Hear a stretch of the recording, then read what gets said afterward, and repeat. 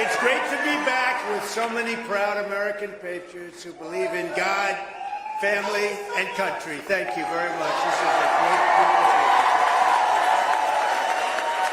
And I want to thank a man of incredible commitment, vision, and devotion, Ralph Reed. And Ralph, I want to wish you a very happy birthday. Very interesting day to have a birthday, because a big decision came down 1 year ago today. So that's very interesting. That's very interesting. Let me also recognize Faith and Freedom Coalition Executive Director Tim Head. Tim, thank you very much. Thank you, Tim. Great job. As well as Senator Lindsey Graham. Lindsey, thank you very much. He's gotten very much more conservative, I have to tell you. Carrie Lake. Alveda King. Wherever you may be. Alveda. Frank Pavone. Frank, thank you very much. Thank you. Thank you very much.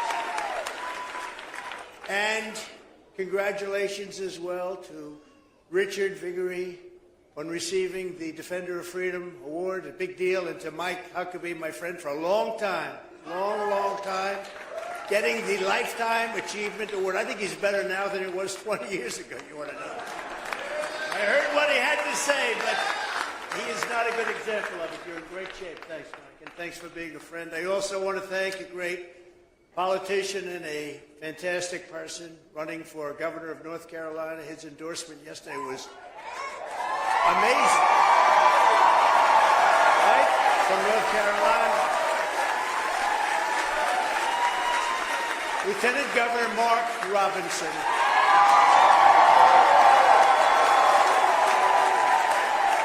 That was such an endorsement, it went viral. It was all over the world last night. I think he's going to do quite well. These young ladies followed me. I guess we have, 99? This is your 99th event.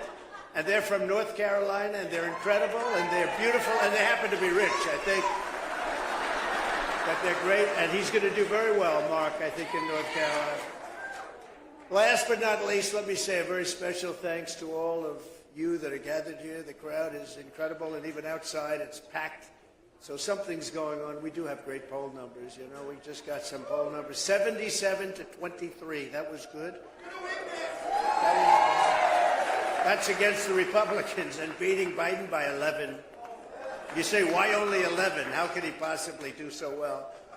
But it's a real mess. Our country's in a horrible situation. Since 2016, Faith and Freedom Coalition volunteers have knocked on 17.8 million doors, reached over 30 million Christian voters in their homes.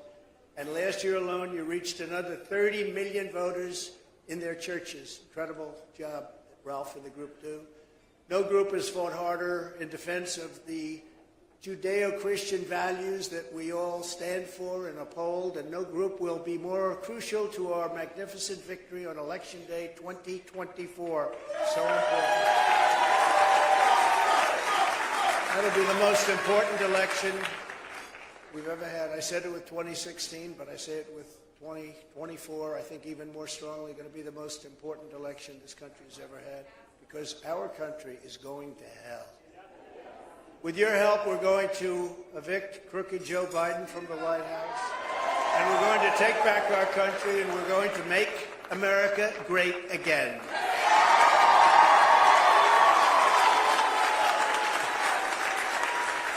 For 7 years, you and I have been fighting side by side to rescue our country from evil and from the sinister forces who hate it. I believe they hate it, and I believe they actually want to destroy it.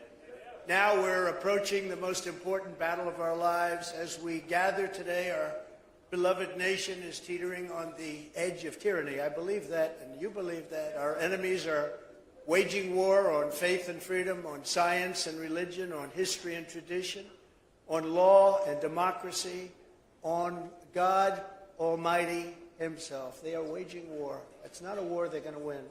The radicals are setting fire to our Constitution, abolishing free speech, attacking religious belief, erasing our borders, corrupting our elections, and we have corrupt elections, and trying to impose their blasphemous creed, woke communism on every American man, woman, and child, and that's what they're doing, and they're trying so hard. We've never had a situation like is going on right now in our country. But the people in this room will never let them do it. They'll never let them get away with it, and it's not going to happen. We will not waver in defense of our faith, our freedom, and our great American flag. They don't want the flag either. They don't want anything. They don't want anything that's good. And you wonder why and how did they ever get elected in the first place. It's sick. Together we're warriors in a righteous crusade to stop the arsonists, the atheists, globalists, and the Marxists. And that's what they are. And we will restore our republic as one nation under God with liberty and justice for all.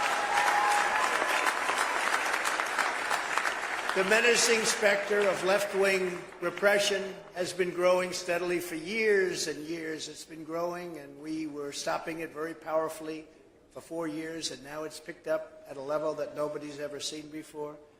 First, they slandered Americans of faith as haters and bigots. Then they corrupted the media. They installed radical left judges to subvert our Constitution. They used the IRS to target conservatives. They spied on our campaign, and specifically, they spied on my campaign, and we caught them. They're terrible. Nobody would have thought. Could you imagine if it was the other way? Could you imagine if, let's say, I spied? Let's not use Biden. Let's use Obama. Let's say, Mike Huckabee, that you and I spied on Obama's campaign. Do you think it would have been fine? You know, this we'd be away for a long time, wouldn't we, huh? They tried to take down a presidency with hoaxes and witch hunts. They're still trying. We wouldn't let them. And now Joe Biden has weaponized law enforcement to interfere in our elections, the greatest abuse of power that I've seen and that most of you have seen in the history of our country. It's a hoax. Every time the radical left Democrats, Marxists, communists, and fascists indict me, I consider it a great badge of courage.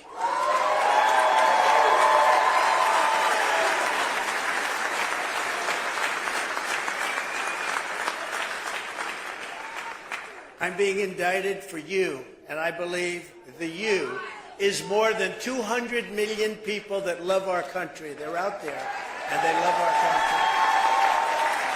This is a continuation of the greatest witch hunt of all time, which has been fully exposed in the Durham report, the IG report by Inspector General Horowitz did a great job on that report, and by great writers, journalists, and pundits all over the world. And its primary purpose is exactly that, election interference. They want to interfere with the upcoming election. They want to demean, insult, do whatever is necessary to interfere. And as you know, the fake news doesn't report on all of the things that you're reading about and hearing about. You're hearing about things that you can't believe, bigger than Watergate, bigger than anything we've ever seen. And if you look at the New York Times, or if you look at the Washington Post, or the mainstream media of any kind, ABC, NBC, CBS, not a word of it, not a word, not even a little bit. They want to interfere with the fair and free election to a point where Joe Biden is willing to arrest his opponent, who is leading him in the polls by a very, very large number. They lie, they cheat, and they steal, and this is how low they've fallen in an attempt to win the 2024 election, and we're not going to let that happen. We're not letting it happen. They rigged the presidential election of 2020. We are not going to allow we are just not going to allow them to rig the presidential election of 2024. Not going to happen. Charging a former president who did a good job. We had a lot of people that were very happy. There are some people who said it was the most consequential presidency.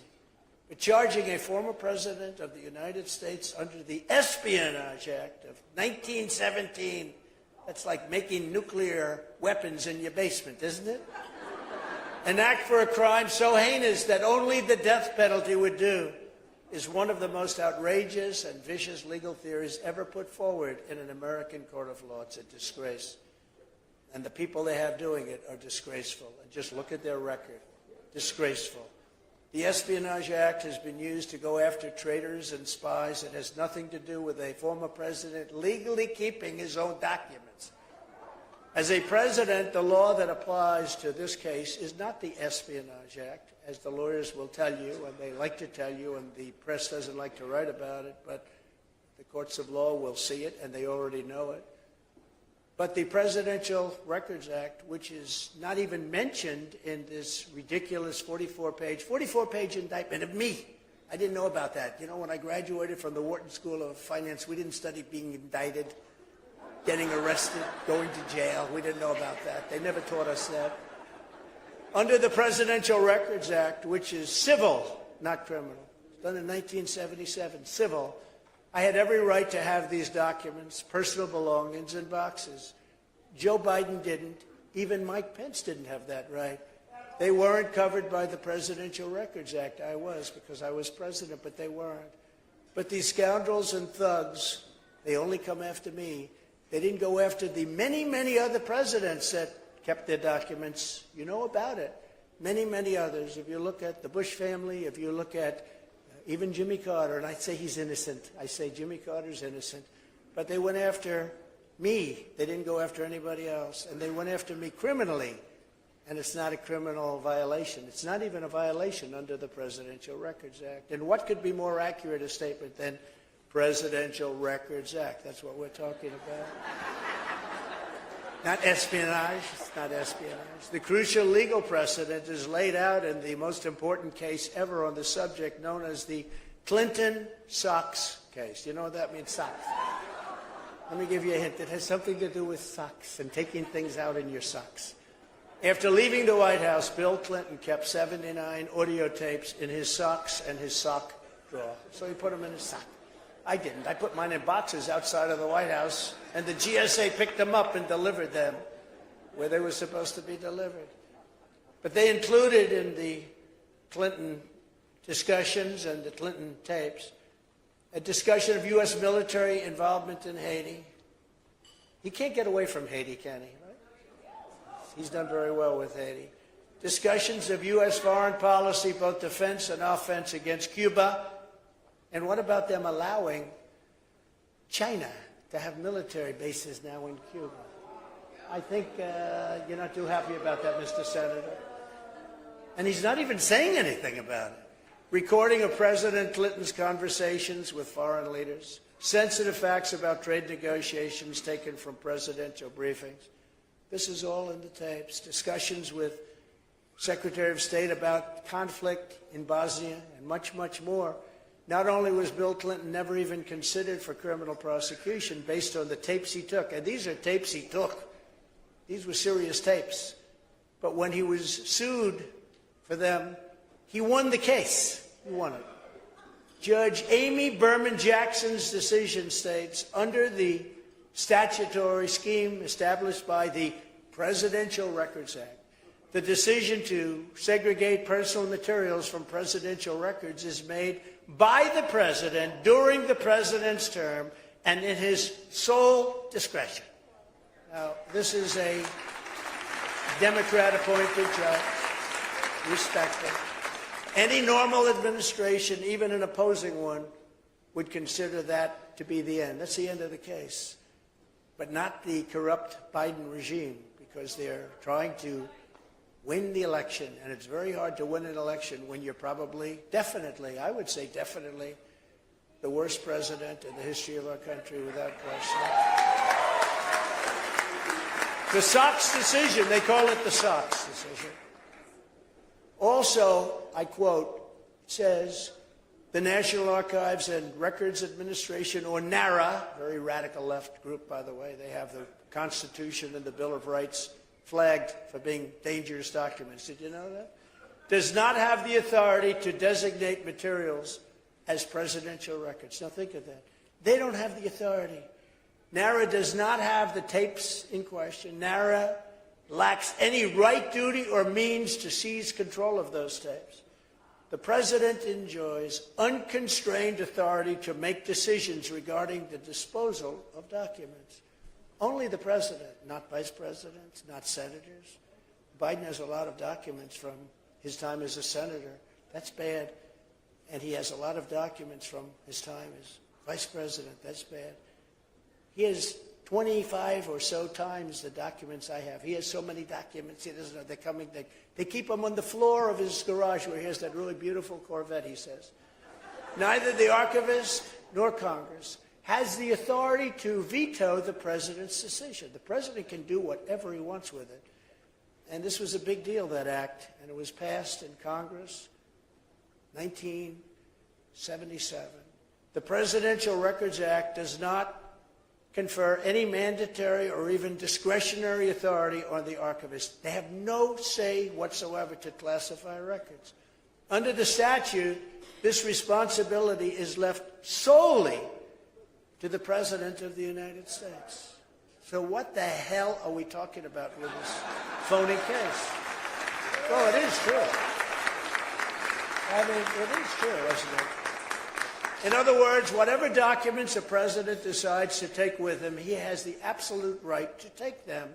He has the absolute right to keep them, or he can give them back to NARA if he wants. He talks to them like we were doing, and he can do that if he wants. That's the law, and it couldn't be more clear. Even the New York Times, just to finish up on this hoax, this is the next hoax. We had Russia, Russia, Russia. We had so many impeachment hoax number 1, impeachment hoax number 2. Who the hell else could take this stuff? I had a nice life. I had a nice, easy life.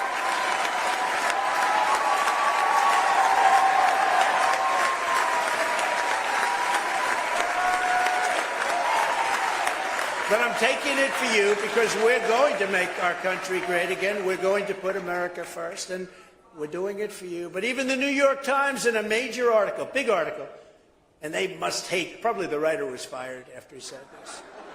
But it said headlines, said that when it comes to asking for documents from former presidents, the only power that NARA has is to say, pretty please. Quote, asking nicely is about all they can do, and yet they reported me to the Department of Justice for criminal prosecution. They don't even have the right to ask. And if they do ask, they have to be very nice, and I don't have to give it. And yet I'm being prosecuted for this. And this is the New York Times saying it. Nothing like this has ever happened before, and hopefully will never happen again.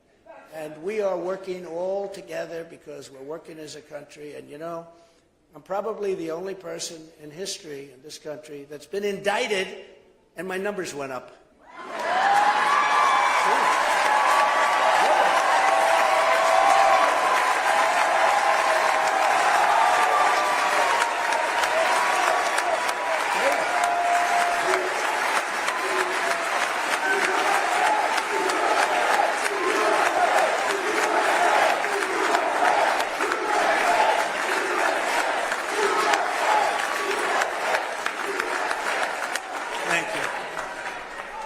So true. You see the numbers. We're blowing them all away. It's crazy.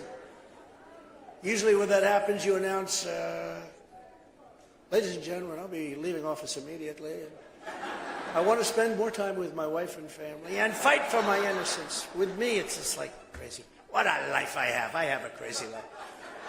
But you know what? We became president of the United States, and we together did something that nobody's, when you look at all of the things we did, probably nobody has ever done what we did, including rebuilding our military, biggest tax cuts in history, biggest regulatory cuts in history. All of the things that we did, we had no wars. We got out of wars. We beat ISIS. We defeated ISIS. 100% defeated ISIS.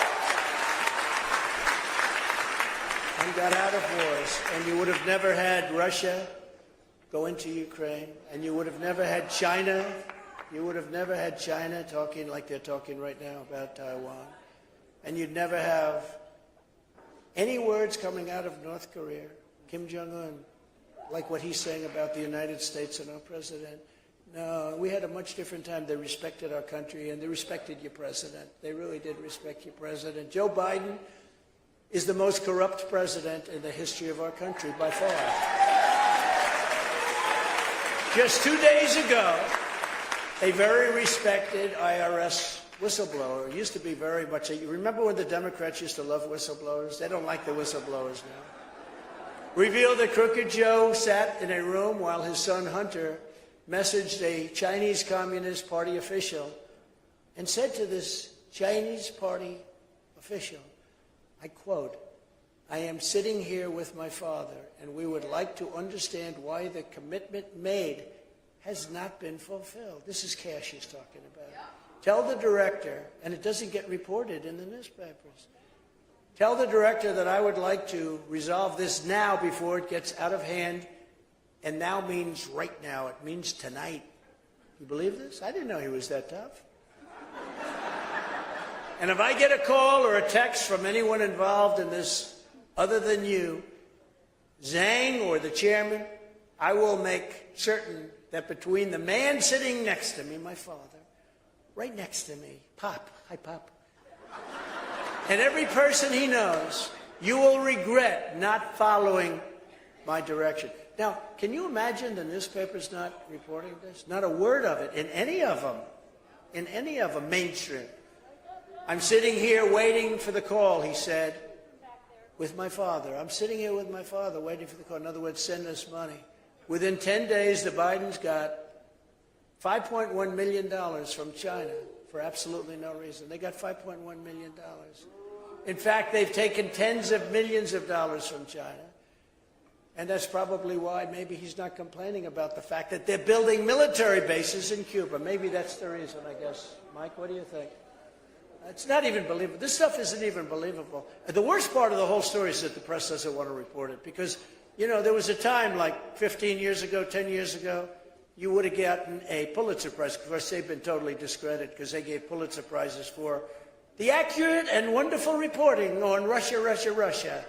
Then it turned out to be a hoax. I said, you have to withdraw the prizes. They said, well, we don't know that, and we don't want to do that. We've never done that before. I said, that's okay. Do it, or I'm suing you. They said, we're not going to do it. And I sued them. You know, we're in court over that. We want them to return the Pulitzer Prize.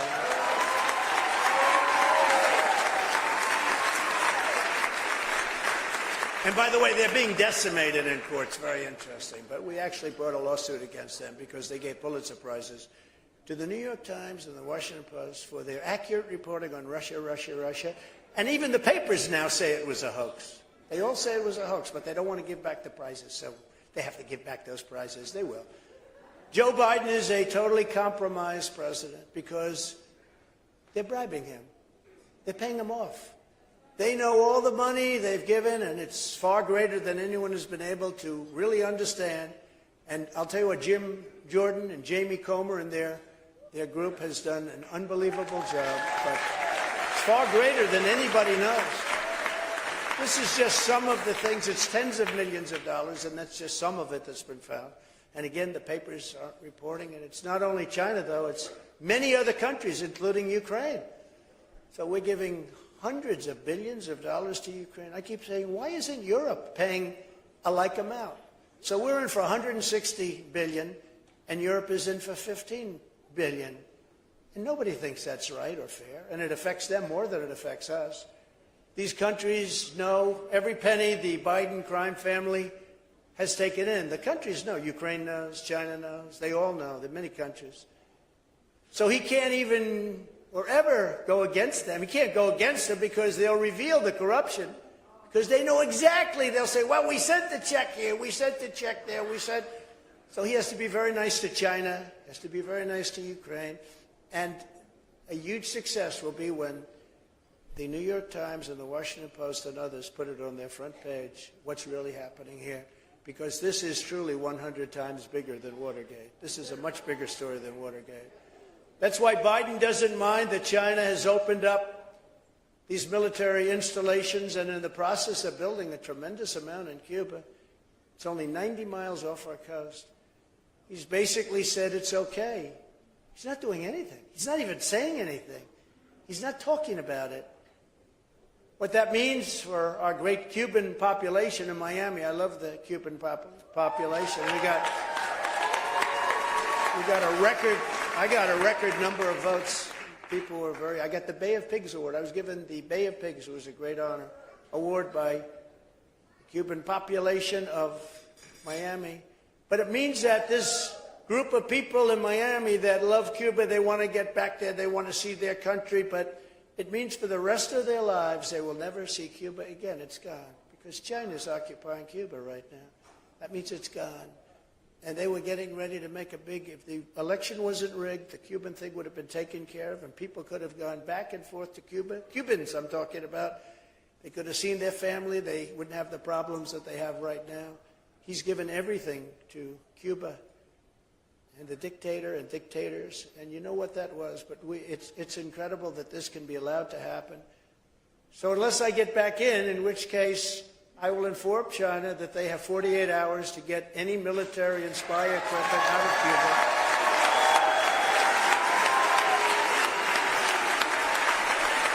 Or I will drop the hammer, and there will be tariffs unlike anything that China's ever seen before. And, I took in hundreds of billions of dollars of taxes and tariffs from China. No other president has taken in 10 cents, not 10 cents. Took in hundreds of billions, gave $28 billion to the farmers because they were mistreated by China. Who else does that? Who the hell else would do that? You tell me. They know. But he wants to do nothing because he can't. He's really bound to not do anything. Never forget, our enemies want to stop me because I'm the only one who can stop them. And I'm stopping them because of you. I didn't need this. I didn't need it.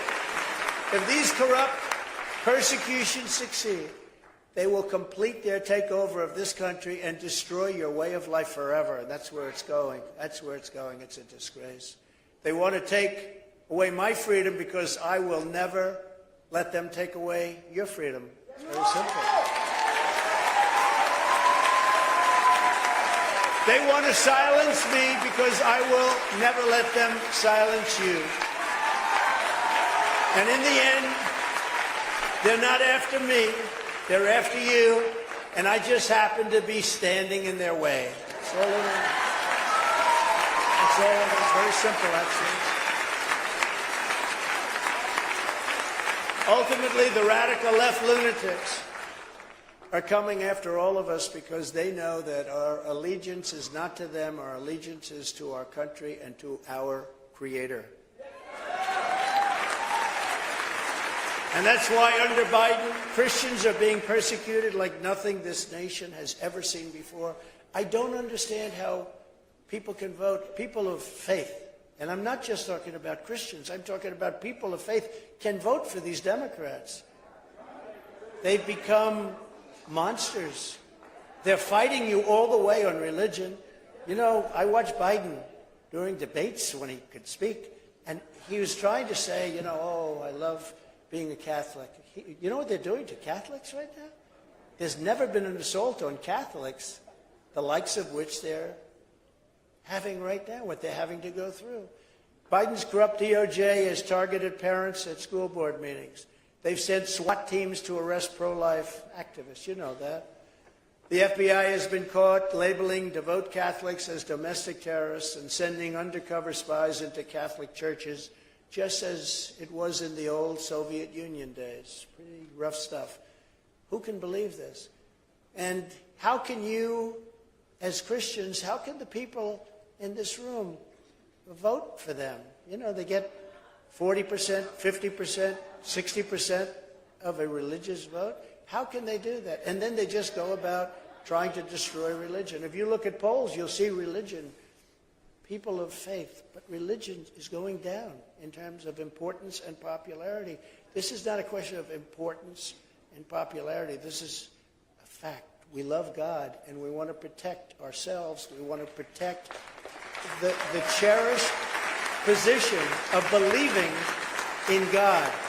And I think one of the biggest problems this country has right now is that as religion does go in the wrong direction, because it's something for you to adhere to and to believe in. It's so good. It keeps you sane. It keeps you honest. It keeps you good. It keeps you kind. It makes you help other people. And they're trying to take that away from you. And I just don't understand, where do they get 30, 40, 50, 60% of the vote? It just doesn't make sense. Doesn't make sense. They lie. They lie about their positions. And you have to remember that. In 2024, you have to remember that. Protect your vote. is the most important thing, but you have to remember that, and you do have to protect your vote.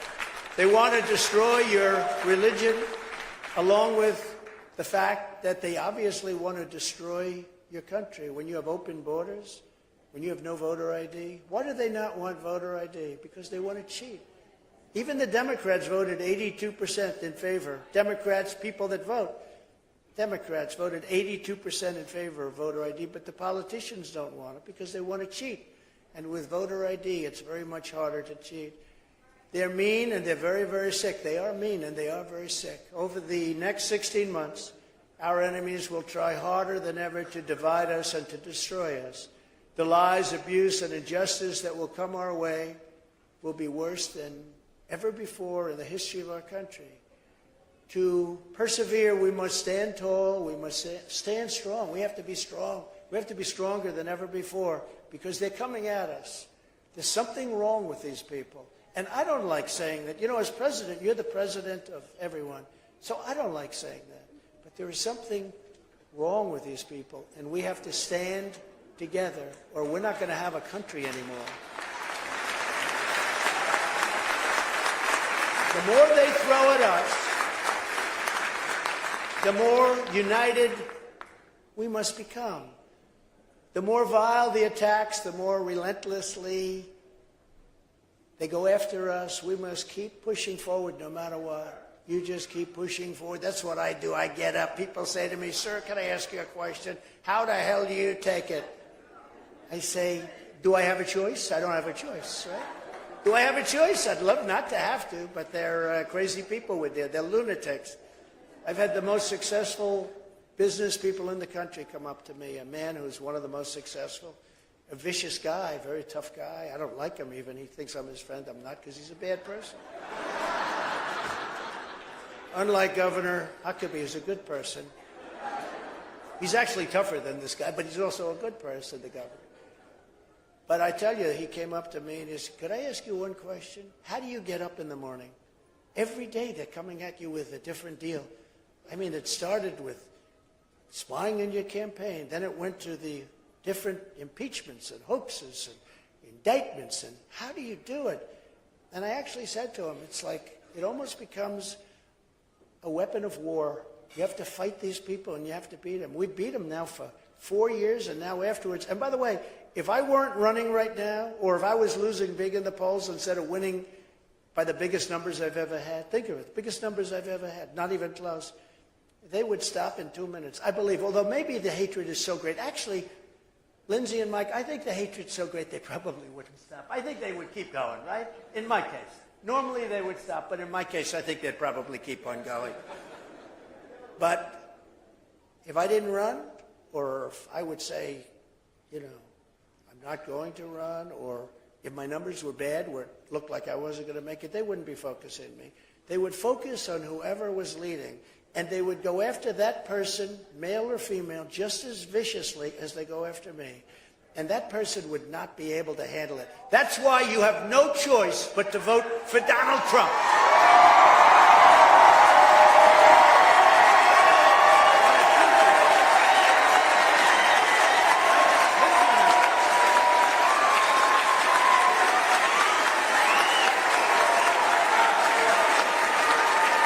Thank you very much.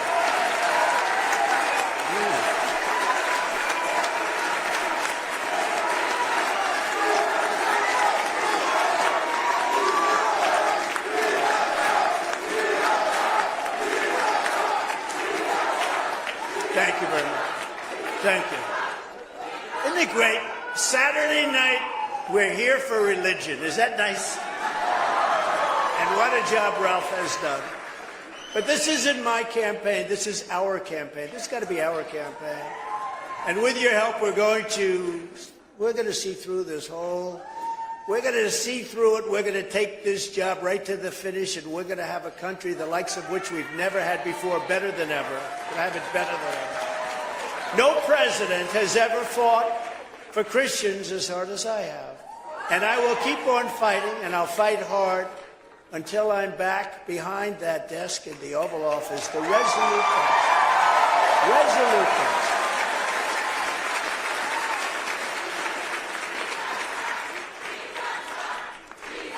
Thank you.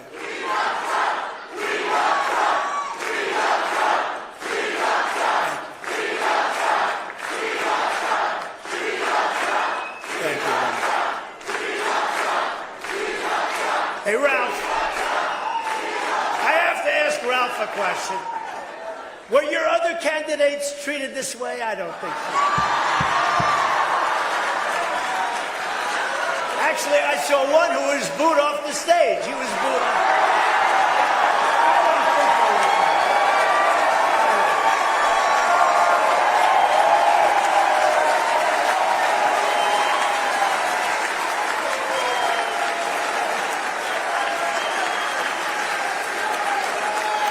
But you know, the greatest honor is, in my case, you feel this way because we went through 4 great years. We did things that nobody thought could be done, and we're going to go into them in a minute, but we did things that nobody thought could be done. So when you do feel this way, I really feel good because that means you accepted and loved what we did in that 4 years. We did more than probably any, and many people say this, more than any president. We rebuilt our military. What we did is so incredible. We did it together. I did it because of you. I was helped by you, and we had your support, and it was amazing. So I'm very gratified to get that kind of support, because in my case, it's not just words. You know, when I first came in, I said, I'm going to do this, I'm going to cut taxes, and I'm going to cut regulations, and I'm going to do all these things. And, you know, people would say, yeah, okay, it's just words because it's a politician. All of a sudden I become a politician. I never had that moniker before, but all of a sudden I become a politician. But I did all the things, but I actually did much more than I ever promised I'd do. So it makes me feel very good. We totally transformed the federal judiciary, appointing nearly 300 judges, a record, to interpret the law and the Constitution as written. I withstood vicious attacks to confirm 3 great Supreme Court justices, Neil Gorsuch, Brett Kavanaugh, and Amy Coney Barrett. And I just hope, because they're under tremendous assault and pressure. I mean, they are. Look, you know what? You see what's going on. In the sports world, they call it playing the ref. You know, they say horrible, horrible things, and some people change. A lot of them change, and we can't let that happen. I just hope that these justices, who are brilliant and very good people, I hope they remain strong in the face of the harassment and intimidation that is coming their way and has come their way by the radical left lunatics. I just hope they can withstand it.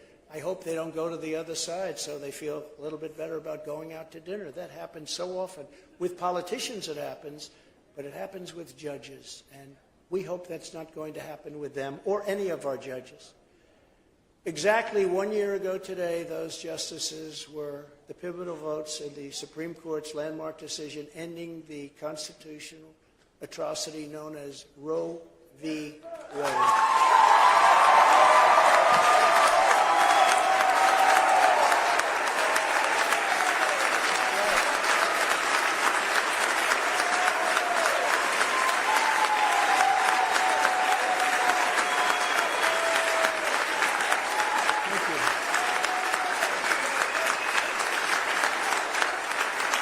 Conservatives had been trying for 50 years, exactly 50 years. Amazing that today is the day. I don't know. Did you set this up on purpose? Was that done on purpose? This is the day, 1 year. I mean, today is the birthday of that decision. Did you do that? I mean, it wasn't just by a fluke, right? I assume you did. Whether you did or not, this is the birthday, so it was pretty good. And Ralph's birthday, too. That was set up, too. Something strange is going on here. You know what they'll say? It's Trump's fault. Trump's fault.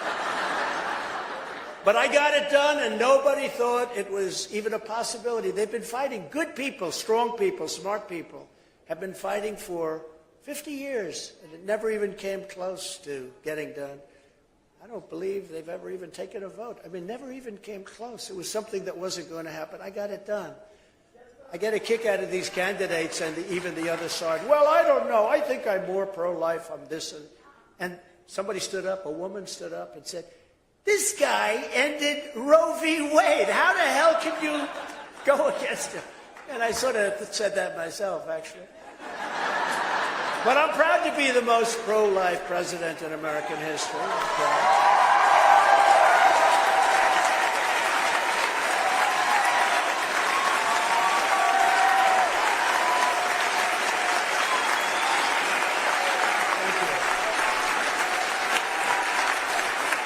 Thank you. From my first day in office, I took historic action to protect the unborn.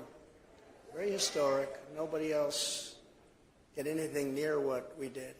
And it put us in such a great position, that victory. That victory, we'll go into it, but that victory is a tremendous victory in so many different ways, because they are the radical people. When they're willing to kill a child after birth, they're willing. You know, take it beyond the 9 months. They are the radical people. They are the people that are really in trouble with the Lord.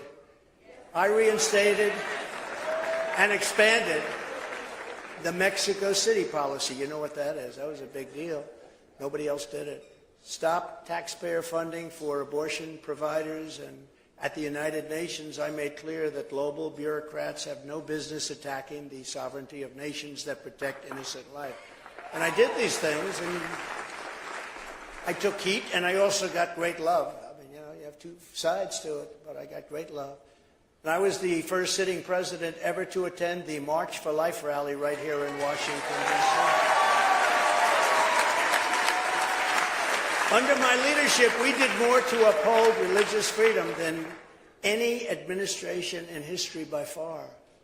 I could name some very good presidents that most of the people in this room would like, and they didn't attend the rally, and they didn't do the things we did, like the Mexico City policy. They didn't do anything, and yet most of the people in this room would like some of the people I would name.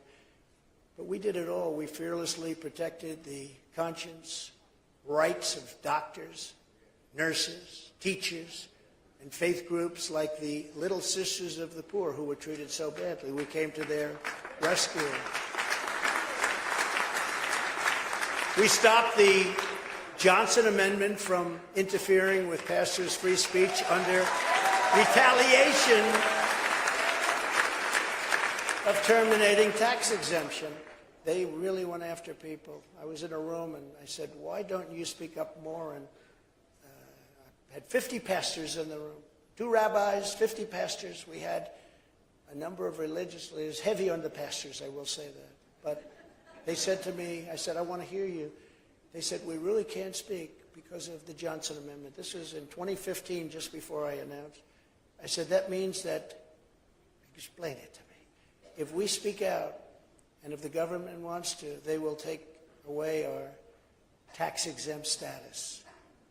I said, so you have less power, and you're the people that I want to hear from. You have less power than, we were in Trump Tower, 60 stories up, looking down. I said, than any people walking on that sidewalk outside. He said, yes, in many ways we do. We can't speak up. And I got it so that the people that we want to hear can now speak up, so that Mike Huckabee spoke up anyway. I don't know. Did this have any? I don't think it had much impact on you. It had no impact on Mike. But it had a lot of impact on a lot of other people, and they have been speaking up, and it's important that they do so. I issued guidance making clear that the right to freedom of worship does not end at the door of a public school. Public schools are in tremendous trouble. And I was the first and only president to convene a meeting at the United Nations to end religious persecution worldwide. No other president has ever brought it up. As president, I stood proudly with our friend and ally, the State of Israel. I did more for Israel, they say, than any other president. I kept my promise, recognized Israel's eternal capital, Jerusalem, and opened the American embassy in Jerusalem. And I tell the story that sometimes, I don't know, it's maybe more of a good business story, but a general stood before me with something to sign, executive order, because I had won that battle. And it was a bill, essentially, for $2 billion to build an embassy in Jerusalem. And I said, General, what is this for? Sir, this is to build an embassy in Jerusalem. I said, this says $2 billion. How can you spend $2 billion on, like, I envisioned it as a one-story building, right? nobody in this room, if you're in the real estate business, would spend quite that much. Maybe you'd spend like $2. But I said, how can you ask for $2 billion? Well, that's what they told. By the time you buy the land, sir, and you build the building and everything else, it's going to cost $2 billion. So I called up our ambassador and I said, David, see if there's something we have there already. We own a lot of land in Jerusalem. Do we have a great piece? And maybe it has like a little building on it where we can fix it up real cheap and we can... See, I'll always be in the real estate business, you know. I'll always love that business, and I love that business. We did great at that business. That's a great business, but very creative. And I said, see what you have. They called me back 2 days later and said, sir, we have a fantastic site. We've owned it for many, many years. You know, we were there sort of like early on first. We have a great site, and there's a building on it that's been essentially abandoned, but it's a very strong structure. And we think we could fix it up and get it open very quickly. I said, how does it compare with the site that we're going to buy, that they want to buy for a ridiculous amount of money? By the way, that particular person who owned that site is not happy with me, I can tell you. That is not a person. We're going to pay hundreds of millions of dollars for this site. So I said, what do you think of the building? Well, I think we could fix it up. So they called me back a week later. I sent some people over. They said, sir, we can build a new embassy for $400,000. I said, let me ask you a question. It's the only time I ever said this. I said, listen, it sounds too cheap. We got to make it more. No, it actually sounded, I never did that. Usually I'll say, make it 200,000. I said, we got to make it more. It doesn't sound right. But a friend of mine in a big building in Manhattan has beautiful white stone, beige, beautiful beige and white stone opposite his elevator bank. And every time I go into that building, he says, now he says president, but he used to say, Donald, look at the stone, it's so beautiful. And after saying it to me like 12 times, I said, what is it? He said, it's Jerusalem stone. It's so beautiful, very, very expensive. He's a very rich guy. He talks about the cost of stone, right? That's why he's rich, I guess, right? When you think. But he said, it's so beautiful, and I'm so proud of it. Jerusalem stone. So now I'm sitting here talking about building something in Jerusalem. And we're going to do a renovation of an existing building. And I said, listen, can we wrap that building in Jerusalem stone? Is it expensive? He says, absolutely not. We're in Jerusalem. We can buy it for free.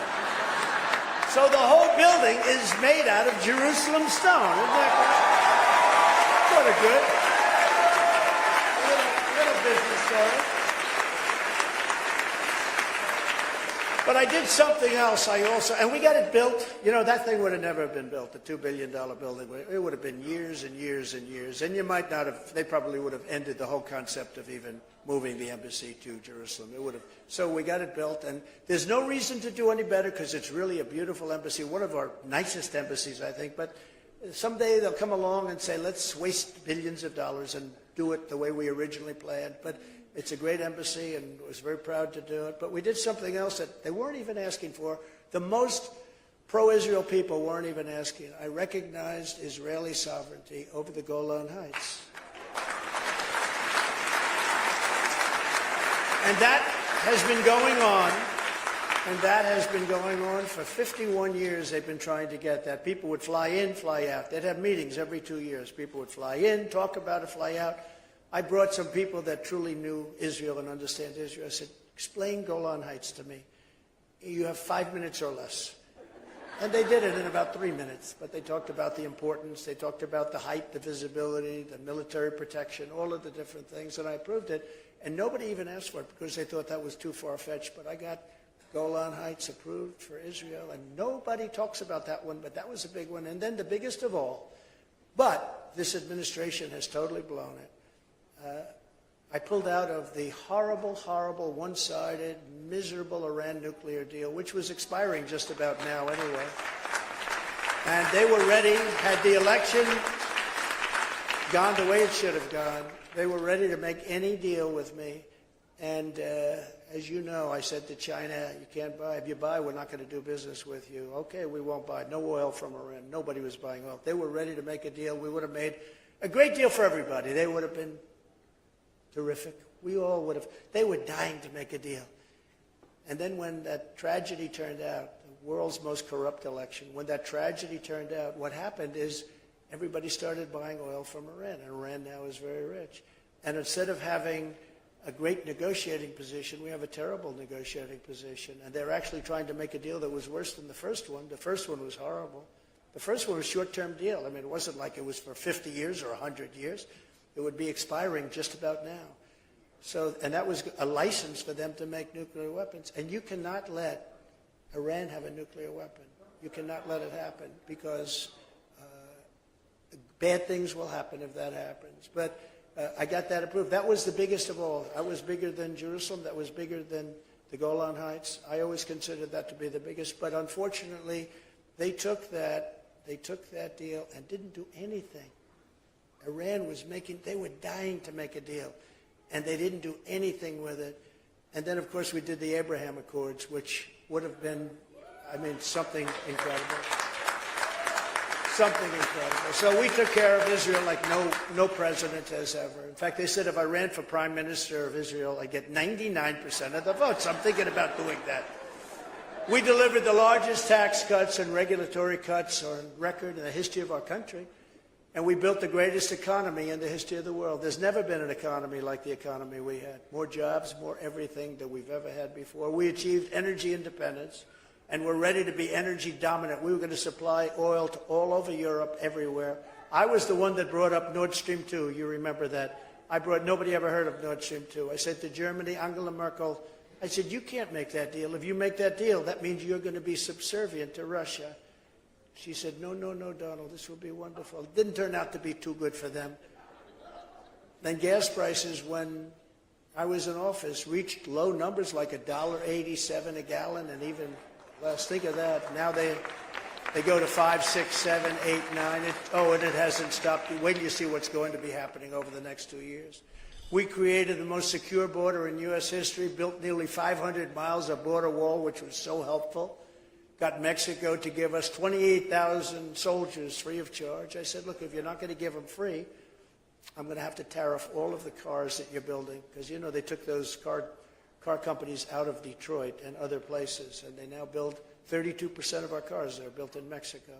I said, I'm going to put tariffs on if you don't give us the soldiers. And they said, we would love to give you the soldiers. It would be...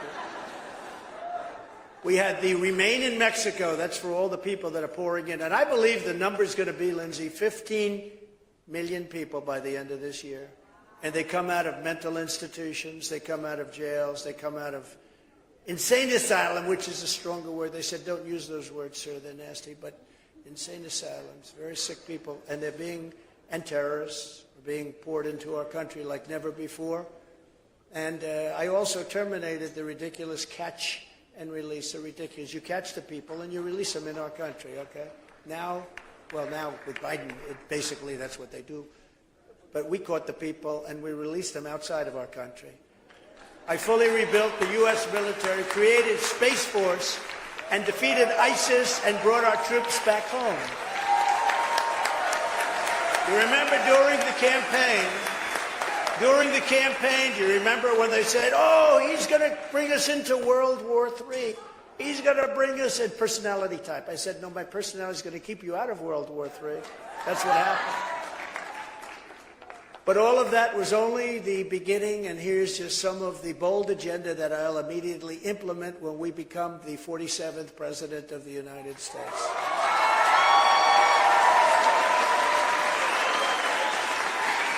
And I'll work with the people here and a lot of other people in Washington right now, because I just rode through Washington, and it doesn't look like it used to look with me. They have fences around their parks. They have tents up all over the place, tents. This is the capital. This is the most important thing. Think of this, the capital of our country. It's got papers all over the streets. The sidewalks are filthy dirty. I used to drive by and I'd be screaming over the phone, get those sidewalks clean, get this, get that. You got to get the tents down. You can't have the tents. You know, once those tents form, once you leave 4 or 5 of them, there was a group of 4 or 5, and I told Secret Service, you got to get over it. We got to take it down immediately, because once that happens, you have 10, then you have 20, then you have hundreds. And what's happened to this city since I've been gone is, oh, it's so sad. It's so dirty and filthy, and people are stopping coming. And that's true in a lot of other cities, too. You look at Chicago. You look at San Francisco, look at New York, what's going on. All Democrat run, but it was so sad to see. You know, I look forward to coming here, but it was a very sad trip between the airplane and here, because I'm looking at something that I don't even recognize. It's so dirty, and it shouldn't be that way. It's a great place, and it shouldn't be that way. When I get back into the Oval Office, I will totally obliterate the deep state.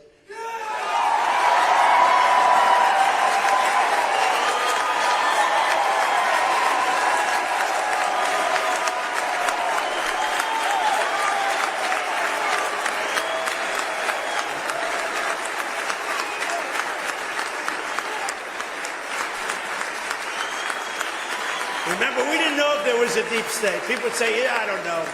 Now about everybody thinks, yeah, there's a deep state. It's a bad, I call it a bad state. I'll fire the unelected bureaucrats who have weaponized our justice system. And they have weaponized. And we'll create the Truth and Reconciliation Commission to declassify and publish all documents on deep state spying. They spy on so much. Censorship, corruption, including all of that on Christians. The Christians have been under siege under this administration. Just please remember that. Please remember that when they tell you about how much they love you. They don't love you at all. They don't love you at all. Never again will federal law enforcement be used to target religious believers. And hopefully never again will it be used to target opponents in an election. Because that's what they're doing. Americans of faith are not a threat to our country. Americans of faith are the soul of our country. And when I'm back in the White House, I will once again appoint rock-solid conservative judges and the mold of justices like Antonin Scalia and the great Clarence Thomas, who really they are going after right now very unfairly. Read that, sir, very unfairly. And before Election Day 2024, I will again release the full list of names from which I will select my appointments to the United States Supreme Court. I did that last time, and it's had a big impact. To stop the Marxist, and they are indeed Marxists, or worse, fascist, Marxist. Prosecutors who release rapists and murderers while persecuting conservatives and people of religion. I will direct a completely overhauled DOJ to investigate every radical DA in America, AG in America, for their illegal racist and reverse enforcement of the law. These are bad people. And they're being run by the DOJ, just in case you have any questions. You know, in New York, where they go after me, never had a problem. All of a sudden, I get a DA who's after me. Brag. But you know what they did? They put people from the DOJ into the DA's office. Can you believe it? I don't even think that's legal, they say. But I have DOJ prosecutors in there telling them how to go about it. But they haven't done a very good job because they have no case. To deter illegal immigration coming from jails and these mental institutions that I've told you about, all of the terrorists we're infiltrating, and they're infiltrating our country like never before in the history of our country. I don't think any country in the world has gone through this. And I always say, even a third world country wouldn't allow people in like this. They would stand there with sticks and stones. They wouldn't allow it to happen. One thing, nobody's been able to tell me why this is a good thing. Why is it a good thing? It's not good politically. Now, they all say, oh, no, they'll go and they'll vote. Well, first of all, we're doing very well with Hispanics, and large numbers are Hispanics. But you know, even more so, they don't need people because they cheat so much on the voting, they don't need. But if you think about their policies, open borders, high taxes, high interest rates, no voter ID, bad military, woke military, all these things, you can't win on policy unless you cheat. Just think about it. How can you win on any of those things? Does anybody really, I don't care, give me the most liberal person, does anybody who's liberal or anything else want people to march and steam into our country and just come into our country? We have no checks, no balances. We have no idea who they are. And they do. They come from prisons and mental institutions, many of them. The mental institutions and the prisons in countries all over the world are being emptied out into the United States of America right now. Now, how the hell is that good politics? I don't understand it. And yet, they get votes. They get votes. Somebody someday will explain it, or maybe people just don't know. That's why I say it as many times as I can, because nobody can want that to happen. I've already announced that I will sign on day one an executive order ending automatic citizenship for the children of illegal aliens. You have to do that. We're the only country in the world that does it. If you literally set a foot in the sand across the border, your child is called welcome to being an American citizen. It's so unfair to our country. In addition, here are some of the other actions I'll take to restore the border of the United States and to make it safe again. We had the most successful and strongest border in American history, and to get it back, I will immediately reinstate all of the incredibly successful border policies of the Trump administration, including our Safe Third agreements, which you know what that means. Remain in Mexico, that's pretty obvious what that means. Our asylum bans, we didn't let a lot of bad people in. We will complete even more border wall. We built the border wall, and then we were going to add another 200 miles. And that's when I knew they actually wanted, because in 3 weeks they could have had it completed. And they not only didn't complete it, they took the gates, the fences, and the walls, and they moved it to other parts of the country so that nobody could get to it. And I said, you know, they must really want to have open borders, because we added in certain areas, it's a little like water coming through, right? And you have certain areas that you learn when the wall is up. So we were closing up those areas, would have been just incredible. And they didn't want that to happen. They actually took it. Texas wanted to buy it from the federal government. They said, we don't sell it. We wouldn't sell it to you under any circumstances. So that's when I realized for the first time that they were actually serious, that they want totally open borders, which is absolutely insane. And we're going to restore the prosecution policy, which saw a record number of prosecutions of illegal aliens who had to leave the country. We had to get them out. Sometimes they were so evil, so bad, that would put them in prisons in our own country because they have a tendency to come back. But they weren't able to come back because we had a very strong border. Drugs now are, think of this number. We did very well on drugs. Not well enough, by the way. Nobody does well enough until they're gone, because I believe we're going to lose 350,000 people this year and destroy families all over our country. It's like an invasion. But drugs now are 12 times higher than they were just 2.5, 3 years ago. 12 times higher. They're pouring in. Fentanyl is pouring in. President Xi and I had a deal. He was going to make it criminal to make fentanyl in China. There'd be no more fentanyl coming from China. When I didn't win the election, meaning I won it, but when it was rigged, when the election took place, he said, well, I don't have to go by that deal anymore. He didn't want that deal. But it's made much of it in China, and it flows through the border. We want people to come into our country, but we want them to come into our country legally. We want people to come in. We want them to come in legally. And furthermore, I'll fully implement Title 42 across the entire southern border based on all of the diseases that illegal aliens are bringing in. It's unbelievable that even the judge in the case said, do you know what you're doing? Because the Biden administration wanted it terminated. And the judge wouldn't do it, but it terminated itself. Judge can't do anything about that. Judge said, you know what you're doing by asking for this? And we will have to do rapid deportation of all of these border crossers. But we have people that are very seriously ill with contagious diseases, and they're pouring into our country along with all of the rest. We have no idea who these people are. Nobody cares. Nobody cares on the other side. They can just come in. A friend of mine called. He said, how do I go about becoming a citizen? Do I take classes? I say, well, don't say I said it. But if you happen to walk down to the border, just walk across and you'll be fine. You know, it takes some people 10, 12 years. They go take tests. It's a beautiful thing to watch. And they love the country so much, and yet others just walk across the border. I'll also use Title 42 to end the child trafficking crisis by returning all trafficked children to their families in their home countries immediately. Horrible. Horrible.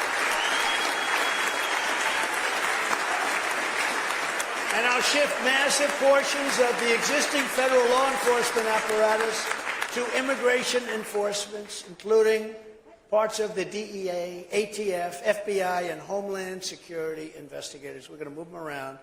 I will issue a policy directive making clear that a core national defense mission is to protect American sovereignty, and therefore we must use any and all resources necessary to stop this incredible invasion. It's an invasion, including moving thousands of troops currently stationed overseas and elsewhere to our own southern border. Following the Eisenhower model, I don't know if you know this, but Eisenhower was very strong on the border. We will carry out the largest domestic deportation operation in American history, and we're going to get the bad ones out quickly. We got a lot of real bad ones. You know, these countries are very smart. I got to know all of the heads of the countries. They're very smart, very streetwise, and they don't let their good people come. They send the people in the caravans that they don't want, even if they're not officially criminals, if they're not officially, bad people, as we say, or people with serious medical problems. They want their people to stay in their countries. They don't want them to leave. And they organize many of the caravans. The people, the heads of the countries organize these caravans. And they come right into the United States now. We stopped them. We stopped them cold, but they come right into the United States now. I will invoke the Alien Enemies Act, something people didn't even know we had, to remove all known or suspected gang members, drug dealers, or cartel members from the United States, ending the scourge of illegal alien gang violence once and for all. We were very tough on MS-13, the gang members. They don't like me at all. They don't like me too much. We will destroy the cartels, including by deploying U.S. Navy to impose a full naval embargo to close the waters of our region, because the land will be closed up, and to all smugglers and traffickers. And they traffic mostly in women, just in case you didn't know that. It's mostly women, not children, not men. It's mostly in women. It's a horrible thing. It sounds like almost a prehistoric thing, but it's not. It's very modern. And what's made it so bad is the internet. It's like a big, huge business, but they traffic mostly in women. During my administration, we also took extraordinary steps to improve vetting for legal entry to keep criminals, thugs, and terrorists the hell out of our country. We strengthened the citizenship test by a lot. We stripped citizenship from those who threatened our security as a nation. We did social media vetting and created the first ever national vetting center. It's very successful. We found laws that had never been used before, and we use them now, because not easy to go through Congress, but there are so many laws. We used many of them, and very successful, including the right to tariff by the president, because, again, China paid us and other countries paid us hundreds of billions of dollars, and it saved our businesses, too, made them competitive. Today, I'm announcing a new plan to protect the integrity of our immigration system. Federal law prohibits the entry of communists and totalitarians into the United States.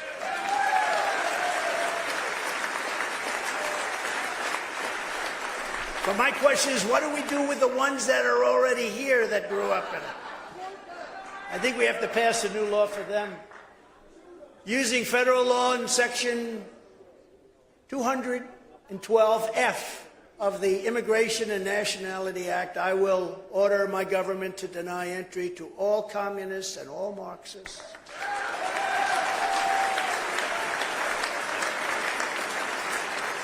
Those who come to and join our country must love our country. We want them to love our country. We don't want them when they want to destroy our country. Welcome to America. We want to destroy your country. Thank you very much. So we're going to keep foreign Christian-hating communists, Marxists, and socialists out of America. We're keeping them out of America. When I was president, the world was stable and calm because America was respected and strong. Now, as we see in Russia and all of these other places, this whole world is on fire. This world is on fire. Before I even arrive at the Oval Office, I will have the horrible war between Russia and Ukraine totally settled. I'll have it done in 24 hours. I say that, and I would do that. That's easy compared to some of the things. I'd get that done in 24 hours. I know them both. I know them both. As the Bible says, blessed are the peacemakers. See that? I will be your peacemaker. I was your peacemaker.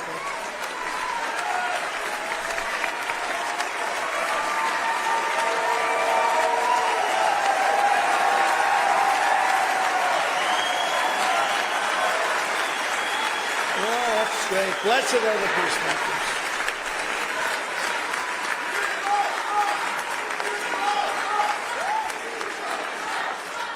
Thank you very much.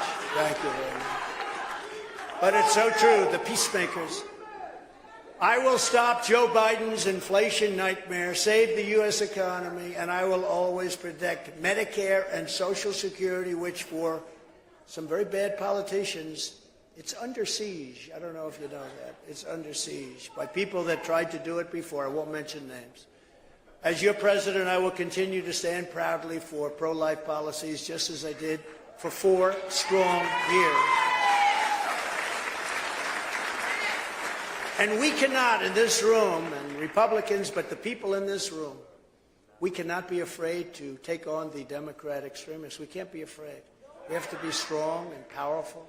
That's why when I'm reelected, I will continue to fight against the demented late-term abortionists in the Democrat Party who believe in unlimited abortion on demand and even executing babies after birth.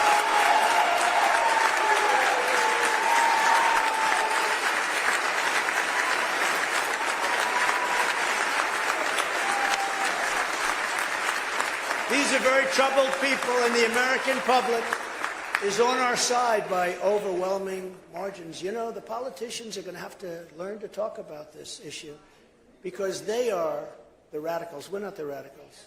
When you kill a baby after 4 months, 6 months, 8 months, 9 months, remember the governor of Virginia? He said, yes, the baby is born, you lay the baby aside, and then you make a determination as to what you do with the babies. In other words, he would kill the baby after, and you have many, they believe in that. That's what they want. They are the radical extremists. We're not the radical extremists. And politicians have to say that. They have to say that because they come out as radical. And the Democrats that believe in this late-term abortion, thanks to the Supreme Court decision of exactly 1 year ago, we gave those who have long been fighting for a pro-life cause negotiating power for the first time ever. You have tremendous negotiating power. Now, with Roe v. Wade, you had none. You had no power. We've now given pro-life people tremendous power to negotiate something that will be happy, that will be good for everybody. And you have power for the first time. You didn't have that power. You had no power. They could do anything. They could kill the baby after the baby was born. They could kill the baby in the 9th month. These are horrible, horrible things to think about. And even other countries, other than 2 countries, I won't mention their names, China and North Korea. They have very strong limits. But I believe the greatest progress for pro-life is now being made in the states where everyone wanted to be. That's one of the reasons they wanted Roe v. Wade terminated, is to bring it back into the states where a lot of people feel strongly it should be, and where legal scholars feel very strongly it should be, with the 3 exceptions that I support and Ronald Reagan before me supported for rape, incest, and for the life of the mother. A lot of people are more and more coming into that fold, and it's something you have to very consider. You have to go with your heart. You have to go with your mind. You have to make that decision. But the 3 exceptions, and Ronald Reagan was there a long time ago, and I got through 2 very successful campaigns. Actually, my second campaign was much more successful. I got 12 million more votes, so I don't know. I wonder what happened. I wonder what happened. However, there, of course, remains a vital role for the federal government in protecting unborn life. And it's very important. And I propose for you tonight, just as I did when I said that we will win the Supreme Court decision on abortion. Remember I said that during my campaign. Everyone said, that's not going to happen. Nobody thought that was going to happen. But I will fight for you like no president has ever fought before. We'll get something done for the country. We're going to be for the country. We will defeat the radical Democrat policy of extreme late-term abortion, and we will bring everybody together to protect our precious unborn babies in a very, very big way. And now you have the power to do it because we terminated Roe v. Wade. Every child born and unborn is a sacred gift from God.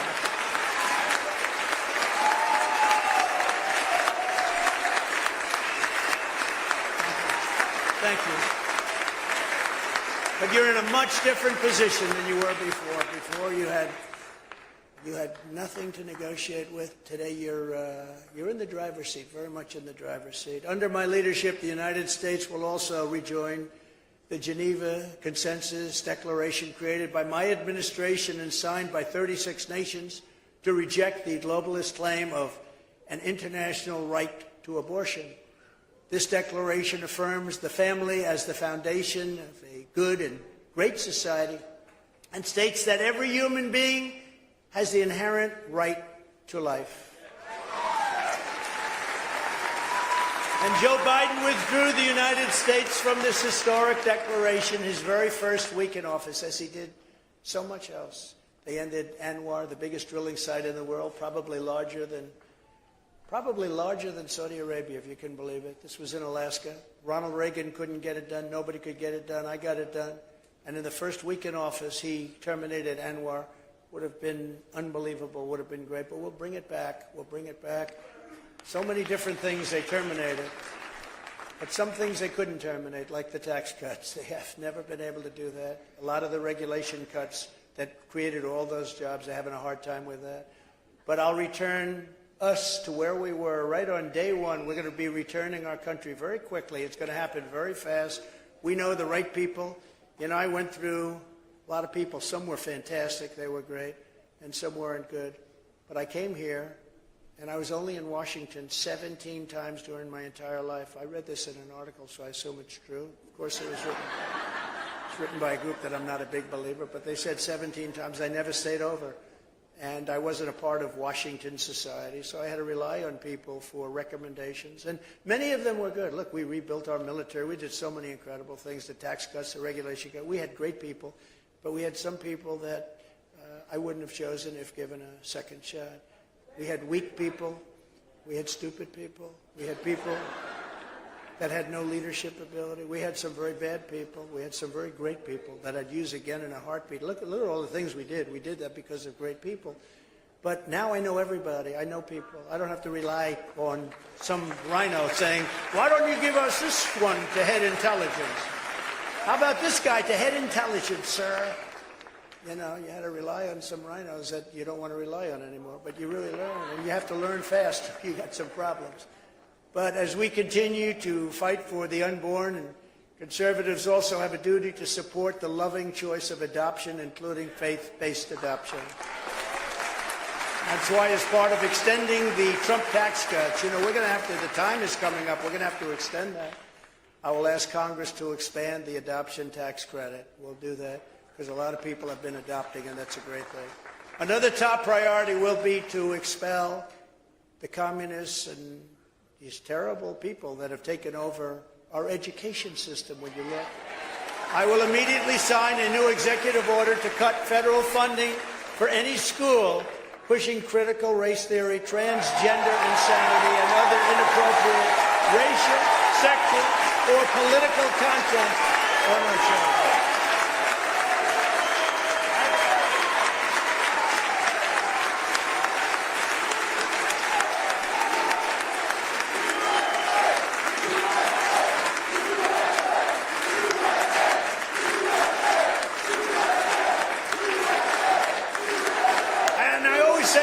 Can you believe this? Can you imagine saying this 10 or 15 years ago? I will fight for parents' rights. Of course you fight for... Today I have to say, I have to make it, I will fight for parents' rights. Of course you fight for parents' rights. Who would ever think you have to say that as a politician or as a person at a microphone? Including the right to send your child to the public, private, charter, or religious school of your choice. At the same time, I refuse to abandon our public school system to these lunatics, because what's happening there is terrible. That's why I will fight for the direct election of school principals by the parents of the school. If any principal is not getting the job done, the parents should be able to vote to fire them immediately and to select someone who will.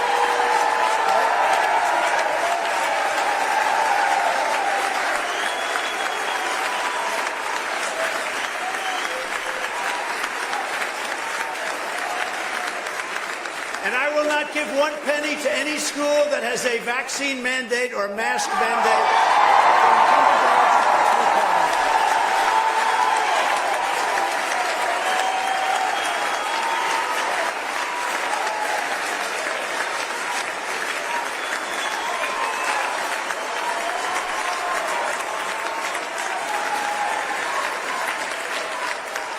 And something else I find hard to believe that I have to even say, it's so ridiculous. It's so horrible and so ridiculous. I will keep men out of women's schools.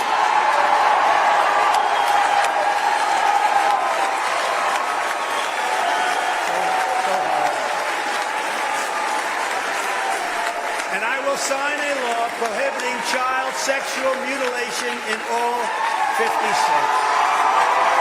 Prohibited. Reinstate the Trump ban on transgenders in the military. We have it banned. Because our warriors should be focused on crushing American enemies, on being strong, on having the image of being strong. They have to be powerful. They have to be strong, especially when you see what's happening in the world today, not catering to radical gender ideology. So you know I had this in the military, and a lot of the generals that I dealt with, the real generals, the good ones, the generals that weren't involved in the worst, most embarrassing day of our lives as a country, and that was the removal of our military from Afghanistan before our American citizens were taken out, before our soldiers were protected, leaving $85 billion worth of brand new Trump equipment. I bought it all, brand new, beautiful. New tanks, new planes, 70, think of this, 70,000 vehicles, some of them, many of them armor-plated, costing hundreds of thousands of dollars and even $1 million each. 700,000 rifles, guns, and that type of equipment. And now Afghanistan is the second or third largest seller of military equipment in the world because they don't need 700,000 rifles, do they? The best equipment, the finest equipment, the night goggles that they have are better than ours, brand new, not even taken out of the box. Now they fight at night because they never did. They couldn't see. Now they see very nicely. But as you know, in the military, you're not allowed to take virtually any drugs. You're not allowed to take drugs. Take an aspirin, you have a problem. And to have this operation, you have massive amounts of drugs required on a daily basis. Massive, massive amounts of drugs. Furthermore, I will ban all taxpayer funding for sex or gender transitions at any age.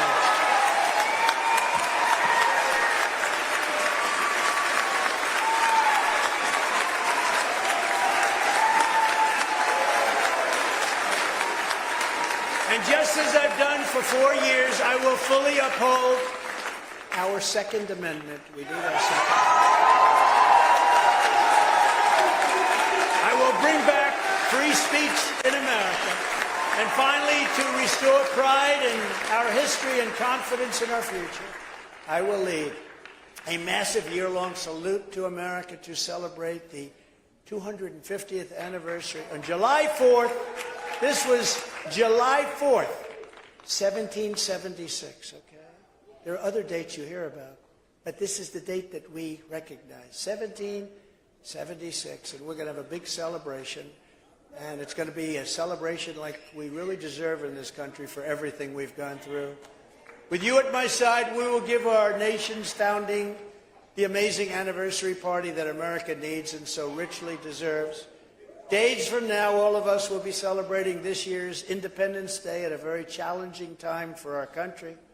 As we do, let us remember the words of one Massachusetts preacher during the Revolutionary War on an autumn night in 1777, when the fate of our nation looked very, very bleak, much as it does in many ways right now.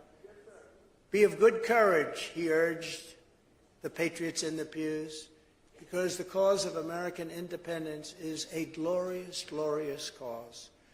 Today, we are a nation in decline, and it is because of our corrupt and inept leadership and the power of modern-day weaponry. It's so powerful, so horrible. It's so horrible. The levels of power, you've never seen anything like it. Shouldn't even be discussed. It wasn't talked about very much during my term. I didn't want to have anyone talking about it, but the level of power of modern-day weaponry is horrible. It's the most dangerous period in the history of our country. It's time for us, because of all of this, so scary. We have leaders that don't have a clue. We have leaders that have no idea what they're doing. They have no idea. We have leaders that are totally corrupt. These are corrupt people. It's time for us to keep our faith, our unity, and our resolve. We must be strong like never before. We must be unstoppable. Together we will take on the communists and the Marxists and the fascists and the globalists and the fake news media, which is just as bad as all of them. And we have to take on crooked Joe Biden and the worst administration in the history of this country. And propelled by the spirit of July 4th, 1776, we will win a righteous and resounding victory on November 5th, 2024, and we will make America great again, greater than ever before. Thank you all very much. God bless you. God bless you. Thank you very much. Thank you.